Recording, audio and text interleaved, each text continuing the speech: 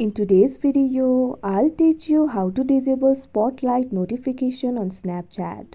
First of all, launch open Snapchat application.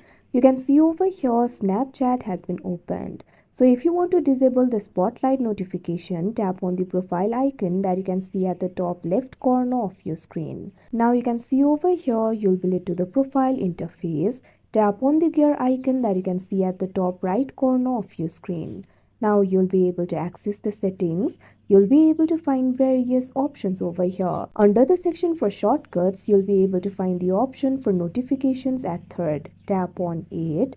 Now you'll be able to access the notification settings. You'll be able to find various options over here. Simply scroll down. Now right over here, you'll be able to find this option for Spotlight and Snap Map submissions.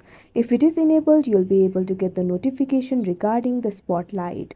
Whenever you've submitted the snaps to the Spotlight, you get the occasional notifications. So if you want to disable it, simply uncheck this option that you can see on the screen. Now after you do that, you'll no longer get the notification. So that is how you disable Spotlight notification. I hope you found this video helpful. Thank you for watching.